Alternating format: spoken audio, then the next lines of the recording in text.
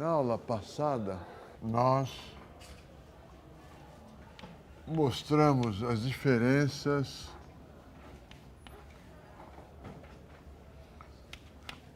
entre o ponto de vista, vamos dizer, entre clássicos e keynesianos, na questão do dinheiro. Eu falei, a moeda para os clássicos provavelmente é apenas um instrumento de troca.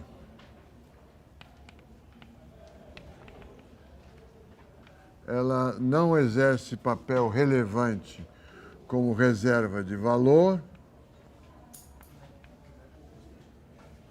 e nem como unidade de conta. Ela não é importante como unidade de conta para os clássicos, porque supõe-se que os preços sejam flexíveis. Ainda que um saco de batata custe R$50, então a moeda, o saco de batata está sendo expresso em moeda nacional, e a moeda nacional está exercendo a função de unidade de conta. Como o preço é muito flexível, para sempre estar em equilíbrio, o preço nominal com o preço relativo de equilíbrio, é um papel irrelevante, porque é R$50 hoje o saco de batata, 35 amanhã, 42 daqui a 5 minutos, ele é flexível para equilibrar o mercado. É lógico que a batata não é o caso relevante, o caso relevante é o salário nominal. Como para os clássicos o salário nominal é flexível, sempre tendendo ao salário real de equilíbrio, a moeda não é relevante para o funcionamento do mercado de trabalho. O resumo de tudo isso é uma frase conhecida de vocês, que está no livro-texto, que está no jornal. Para os clássicos, a moeda é um véu muito transparente, que cobre apenas temporariamente e parcialmente os preços relativos. Mas todas as decisões são tomadas em função de preços relativos. Eu fiz uma analogia com uma questão de navegação. O sujeito, um navegador quer sair do porto A para o porto B, ele tem que conhecer as coordenadas do porto A, as coordenadas do ponto B, fixar um rumo. Esse é o mundo clássico. Basta conhecer a origem, o destino, fixa o rumo, chegamos lá. É lógico que existe mar, existe vento, existe maré, existe onda. Mas para os clássicos esse é um fenômeno temporário, pouco relevante. É como se os clássicos navegassem num lago bastante raso, onde você pode ver o fundo sem neblina, você vê o destino e vê a origem. Para os keynesianos, esse mar onde você navega é um mar de variáveis nominais. O salário é expresso em cruzeiros, o valor da batata é expresso em cruzeiros. Esse mar de variáveis nominais é muito importante. Ele é revolto, tormentoso, cheio de ventos, de tempestades e pode alterar profundamente as variáveis reais, ou seja, o destino que você procura e a origem de onde você veio. A moeda é relevante. Porque o jogo econômico é praticado com dinheiro, não é praticado com preços relativos.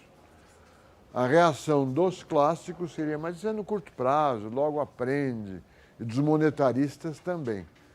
Esse tipo de reação, que as variáveis nominais são importantes apenas no curto prazo, vai ser tema dos monetaristas, um tema importante, e dos modelos de expectativas racionais, onde o real é conhecido. Mas a essência da diferença entre clássicos e keynesianos, uma das essências, tem mais, é que no modelo clássico a moeda, em princípio, não tem nada a fazer. Não joga um papel relevante. Todos os agentes estão olhando para as variáveis reais, para os preços relativos. Nós continuamos essa questão hoje. Nós falamos na moeda como reserva de valor, vendo o artigo do Tobin, discutindo o crowding out, se ocorria ou não, que taxa de juros é aquela taxa de juros que a gente põe no modelo ISLM. Argumentamos que aquela taxa de juros é a taxa de juros dos ativos substitutos do capital. Quer dizer, o capital e seus substitutos, é a taxa de juros obtida em rendimentos reais e obtida com títulos da dívida pública. E discutimos, olha, pode ser que outros tipos de título ou outros mercados, em outros mercados, o substituto do capital não seja o título público, né? Porque o título público pode não ter as características semelhantes às características do capital. Na aula de hoje, nós vamos discutir quais as consequências decorrentes do fato da moeda ser unidade de conta. Nós vamos discutir o capítulo 17 da teoria geral, que deve ser lido. Ele é confuso, complicado, mas ele é importante. Importante para a nossa discussão do papel que o dinheiro desempenha. O que o Keynes discute no capítulo 17 é o seguinte, ele faz as seguintes afirmações. Qualquer mercadoria, podemos calcular uma taxa de juros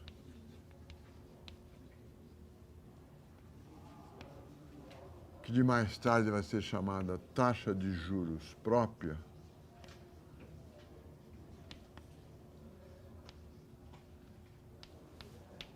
para qualquer mercadoria.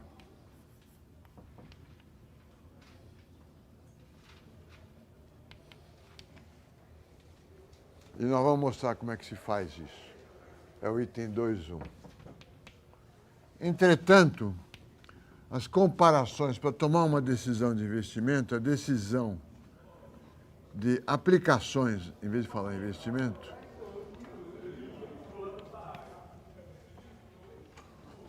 usa como referência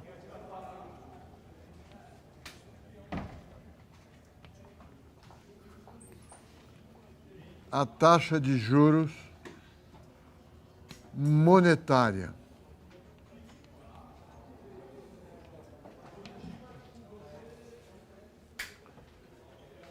Por que ela usa a taxa de... Por que nós usamos a taxa de juros monetária? Essa é a pergunta.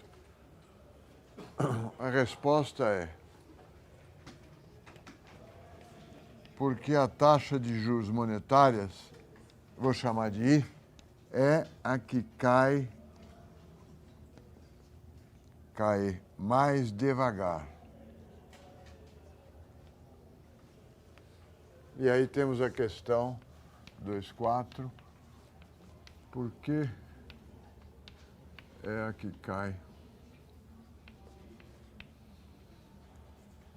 mais devagar?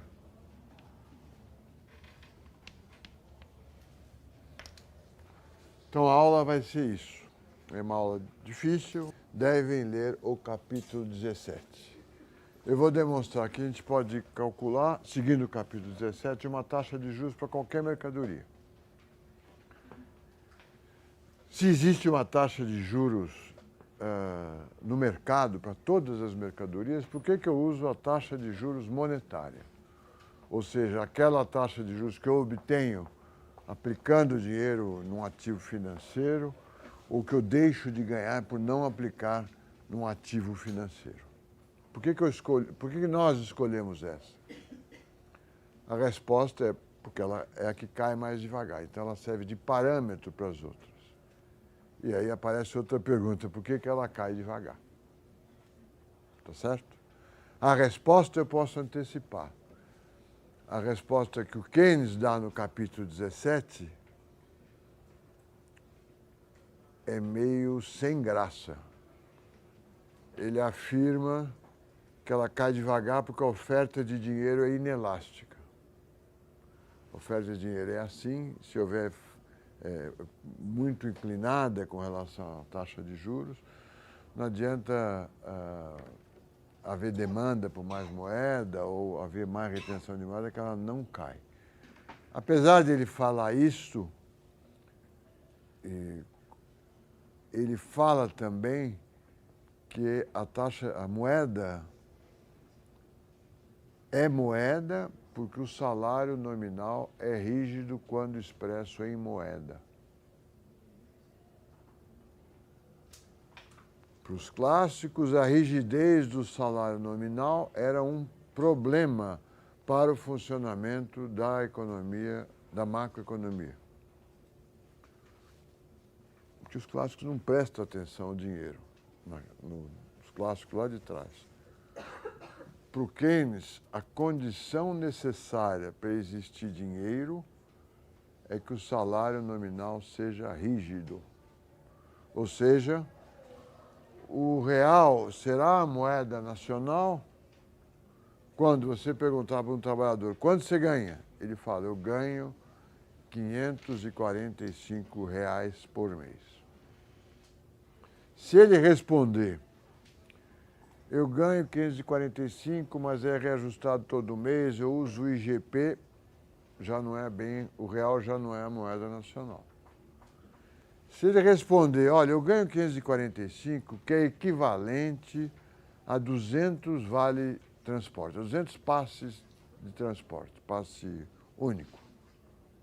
Aí a moeda nacional não é mais o real. Se nós temos uma grande crise, ele fala, eu ganho R$545, que equivalem a $300 por mês. Essa já não é, o real já não é a moeda nacional. A moeda nacional será a moeda nacional se você perguntar para o trabalhador ou para o vendedor de automóveis quanto você ganha e ele responder R$545. E se você insistir e perguntar quanto vale R$545 e ele responder R$545 valem R$545, nós temos uma moeda nacional estável. A instituição está funcionando muito bem. Se ele começar a fazer conta, cesta básica, dólar, é 545, mas a inflação foi 2%, eu vou ser corrigido no mês que vem, aí você tem a moeda em crise. E no limite da crise, a moeda nacional deixa de ser reserva de valor, unidade de conta, e passa a ser só meio de pagamento, mas no final da transação. Tá? Eu compro um apartamento avaliado em unidades padrão de capital, que era um índice lá anterior a 94 para medir o preço do imóvel. O imóvel é vendido a esse valor dado por um índice. Só na hora de pagar é que eu usava o cruzeiro. Ele era só instrumento de troca. E na crise, na hiperinflação alemã, no auge dela, em outubro de 1923, nem para meio de pagamento servia.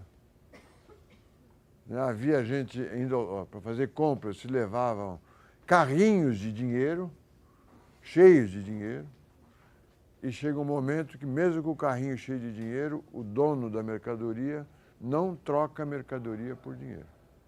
Nós vamos estudar. É o auge da crise da moeda, né?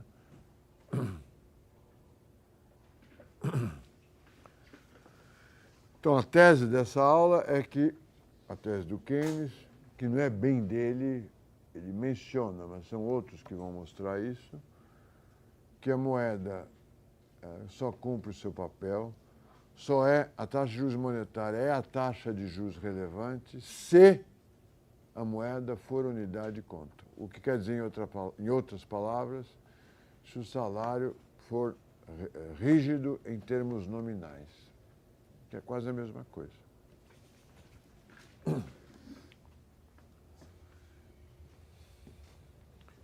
Então vamos mostrar, usando o capítulo 17, as taxas de juros que se pode calcular para qualquer mercadoria.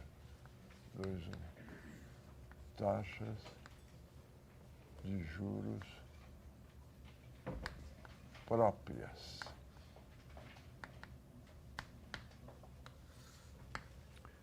Ele dá o seguinte exemplo. Suponha que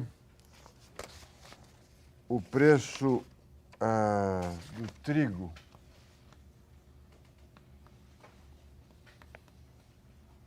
no mercado spot quer dizer para pronta entrega, naquele local. Spot é um local, né? Tem o preço spot do petróleo, o preço spot do trigo. Você liga para uma bolsa de mercadorias, qual o preço do trigo para entrega imediata? Tem lá uma cotação. Tem o preço spot da energia elétrica.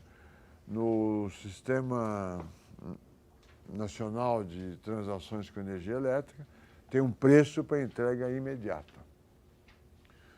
Existem preços para entrega imediata de café, de soja, do que você quiser.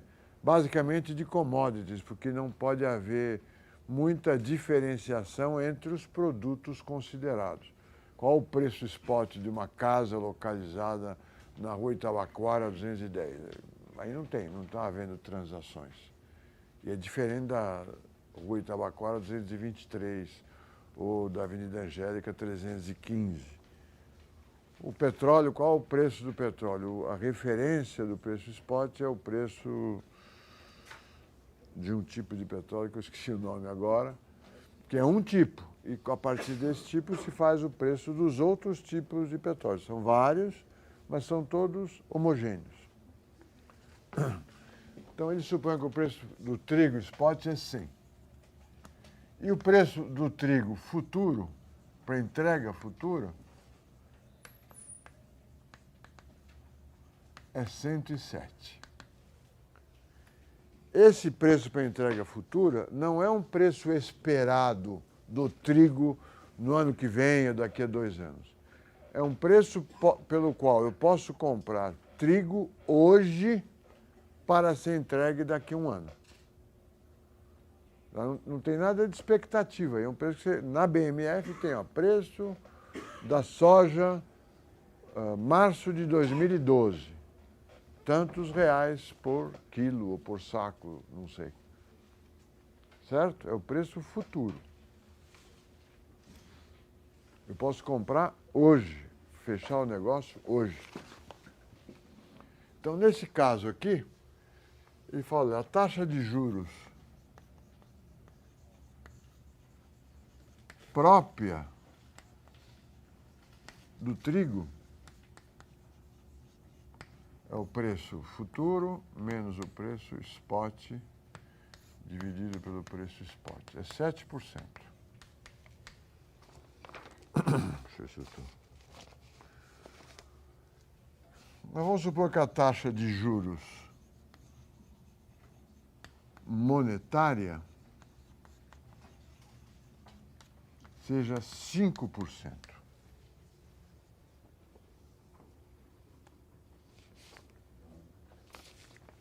Que operação eu posso fazer?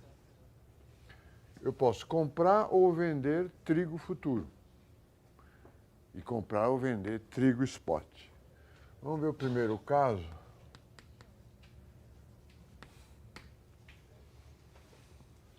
Que é vender trigo futuro e comprar trigo spot. Veja que quem faz esta operação não está correndo risco nenhum. Risco de preço, não está correndo risco de rato, talvez só o risco do rato ou o custo de manutenção do trigo em estoque. mas ele vende trigo para março de 2013, compra em março de 2012, ele tem o trigo para entregar no futuro, tá certo? Então, se o preço variar, não tem problema nenhum. Então, se ele vender trigo futuro, entra em caixa, aqui eu vou colocar o fluxo de caixa. Entra em caixa R$ 107. Ele compra trigo spot, sai R$ 100. Essa é a taxa de juros própria. Comprei trigo, eu recebi... Então, aqui eu recebi 100 para fazer essa aplicação, empréstimo, 100. Então, aqui entrou 100. E pago empréstimo daqui a um ano, pago 105. Eu vendi trigo futuro, comprei a 100 com o dinheiro que eu tomei emprestado. Quando eu pagar o dinheiro emprestado é 105. A operação dá 107 menos 100 mais 100 menos 105, dá 2% de lucro.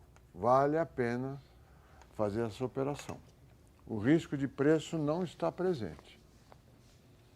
Tá certo? Eu tenho risco...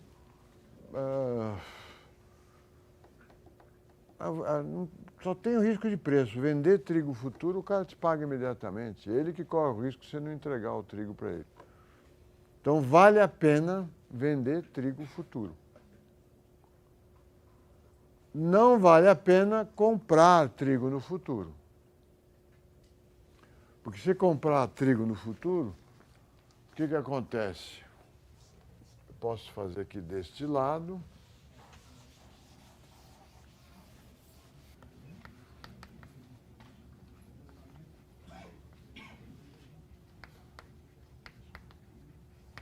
Em vez de vender, eu compro. Então, é menos 107. Em vez de comprar, eu vendo trigo spot. Ganho 100. O dinheiro que eu tomei, que eu ganhei, foi uma entrada, eu aplico, e aqui eu recebo 105. Aqui dá menos 2%.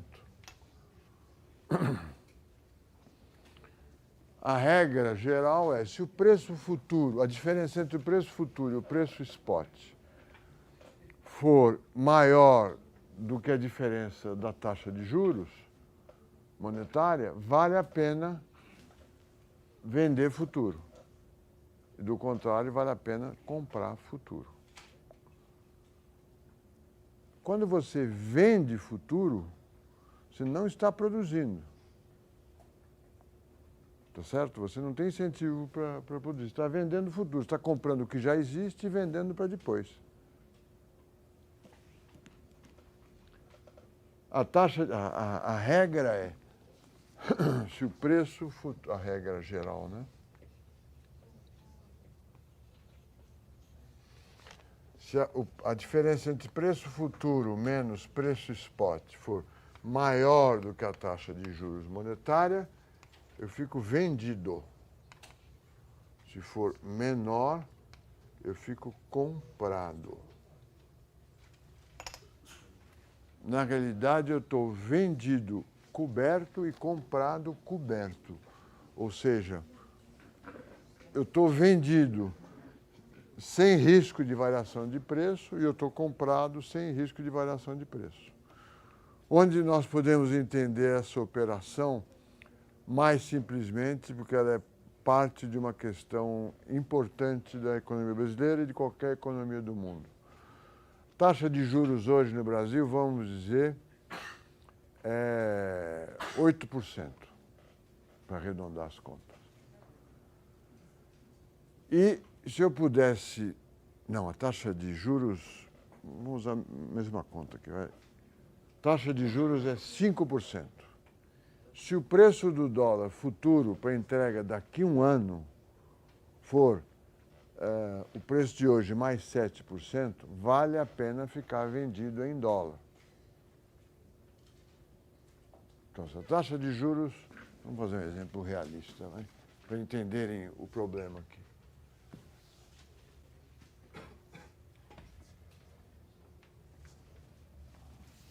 terceiro caso.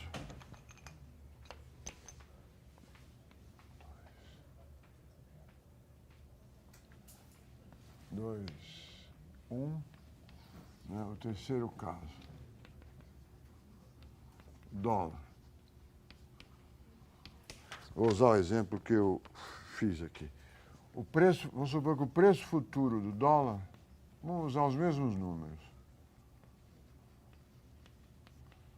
107. O preço spot, para comprar o dólar hoje, 100. Taxa de juros, 5%. É a mesma conclusão ali. Vale a pena ficar vendido em dólares. Mas é um vendido com cobertura. Vale a pena eu vender o dólar que eu tenho, comprar no spot, vender no futuro e aplicar o meu dinheiro a 5%. Vale a pena tomar dólares emprestados, bastante dólares emprestados, vender eles no futuro. Então, se o dólar variar, não tem problema nenhum. Você comprou e vendeu. Só que você vendeu a 107. E os recursos que você obteve, você aplica no mercado financeiro, em títulos da dívida pública. Entendem isso ou não? Essa seria a taxa de juros monetária própria do dólar. Você ganha mais dinheiro ainda se você correr o risco da variação de dólar. Aí você toma o dólar, vende a 107 e toma empréstimo a 5 e nem compra o spot. Só que isso pode quebrar. Né? Aí você ganha 7% mais 7% direto e não 2%. Aí você está a descoberto. A taxa de juros do dólar coberta, nesse exemplo, é 2%.